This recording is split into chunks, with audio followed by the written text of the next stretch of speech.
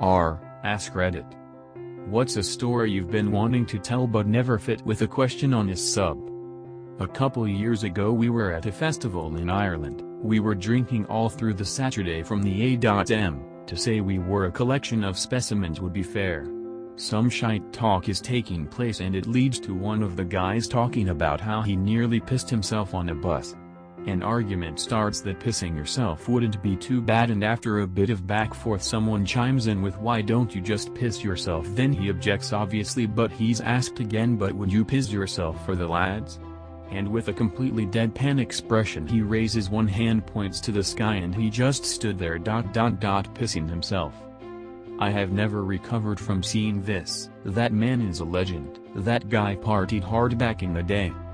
Worked custodial at the Magic Kingdom at Walt Disney World for a short time. I was alone in the bathroom with a co-worker and great friend at the time while the park was closing. A kid, probably around 5-6, came into the bathroom while we were cleaning the floors that were super wet from all of the foot traffic on a rainy day. The kid just looked at me with this creepy grin on his face, and his eyes were red as if he was just crying or rubbing them. We let him know that the floors were really wet and to watch his step. The kid, of course, just walks straight down the middle where we are mopping and drying and slips and falls down. Now at Disney, we are trained, brainwashed to be super friendly and helpful to anyone of any age anywhere. That was always super uncomfortable to do inside of a bathroom because that is where people want privacy. Both me and my co-worker both get down on a knee and make sure the kid is okay. At this point, the dad walks in and sees two men who are both leaning over his child on the ground, crying and screaming. The dad yells at us and pushes me off of him as my co-worker backs away. This all happened in seconds of the kid falling down. We both try to calm the dad down, who is now screaming, and the kid, who is also screaming. The dad walks out with his kid saying he is going to get us fired and arrested. My co-worker and I are just left completely confused. We never got in trouble or even called by a leader, and no one believes us that it happened simply because we didn't get in trouble. Way back, 1980-ish, our friend, Sue, was more than just drunk. Coming out of the restroom of the tavern we are at the same time as a little boy. He is having difficulties with his zipper. Well, Sue takes it upon herself to assist said child. So there is Sue on her knees fumbling with the zipper of this child as the mother comes around the corner looking for her little one. We were all sitting within sight line.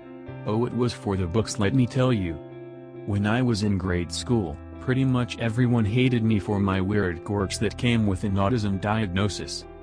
On my 7th birthday, can't remember the exact year, my mother came in and threw me a party, because she knew that if she held a party at the apartment, nobody would come, which is a common downfall for people with autism, happens a lot. My art teacher allowed it. It was a pretty okay party, only because the kids were forced to participate, but the real hell came when we played 7-Up, you know, that game where you put your head down and someone picks you? Yeah. I was never picked except for one time out of pity and the teacher's suggestion. The pictures taken at the party had some of the most unnatural smiles I have ever seen. The only one genuine was mine. Yeah. After that we chose not to have big birthday parties with friends anymore. At our school we can rent lockers. We have to sign in on a website, and in a few weeks you'll get a letter including the information where your locker is and the combination for it. So when I signed up for mine and got my letter, I had the combination, let's say 0730. I started using the locker and everything was fine. I gave my friend the code for a locker so she could put some of her books in there. Everything was fine for a few weeks until one morning I was a bit late and got to my locker but couldn't open it. I gave up trying to head to class and saw that my friend already took both of our books. So after the class ended we went back to the locker and I tried again to open it, but it still didn't work. My friend stood next to me and asked why it didn't work, and then she tried since she had already opened it that day. She succeeded opening it and I asked what she had typed in and she said something along the lines of "Your code? 0330. I told her that this wasn't my code and that there is no way that she could open it with that code.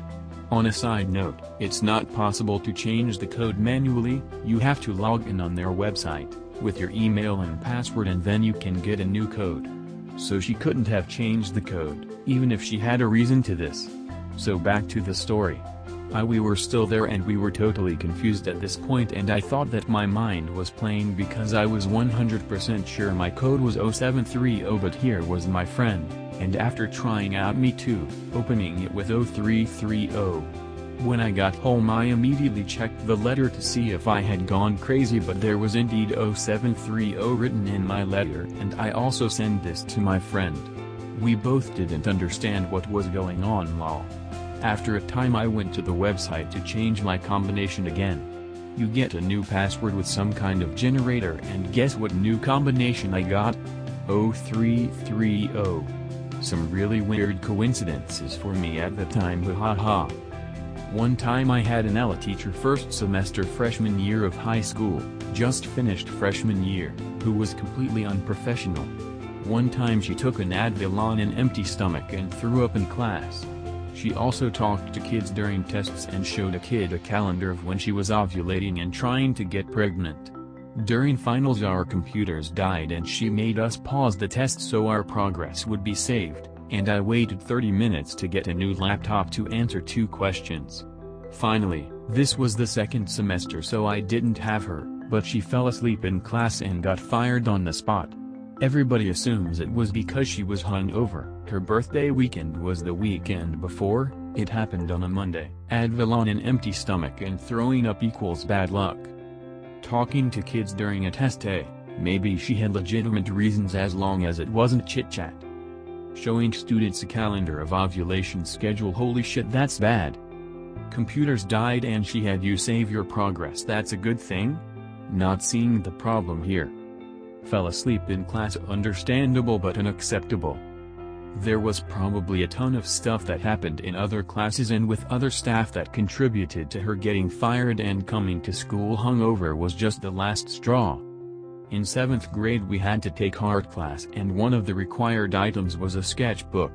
I had never been into drawing and was still at around a 1st grade level. With the book though I was actually trying to improve. In particular I was trying to draw humans better so I would see how my artistic friends did it and try my best to imitate their style. I filled up about 1/3 of the book in a few weeks and could see some little improvement over time. One day I accidentally left the book on my desk so I went back for it after class. Somebody had scrawled "You suck at drawing" in big black permanent marker across the front. I threw the book in the trash and never tried drawing again. I was sailing once, a C-55, and I swear to God, for one split second the mast of the boat was almost horizontal. For that small moment I stood on the keel drum.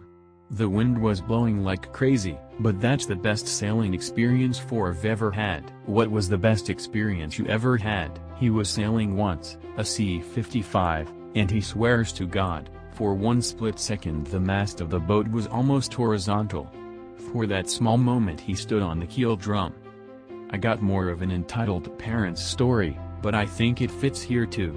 It's short, and belongs to a bigger story because I have bad history with the ep. To sum up that history, she used to be my mom's friend, she only wanted dick and decided to have an affair with my dad, started hating me when I moved in with my dad part-time, court-ordered, called me a Satanist because of a book I got from the library and my wanting to study demonology in it. There's plenty to discuss, but that's the summed up end of it. So what happened about a month ago was that I said hello to my Nana, stepmom's mother, and hugged her in a grocery store. This woman used to care for me when I lived with my dad, so I was naturally excited to see her. She didn't recognize me at first, but when she finally figured out who I was, she was happy too. This woman made the best chicken curry in my opinion. We exchanged hellos, hugged each other, then went about our business. Sometime later, my mom gets a text from evil stepmom. Let's call her EP for convenience. Tell your daughter to keep her hands off my mom and you both keep your distance from her and my family.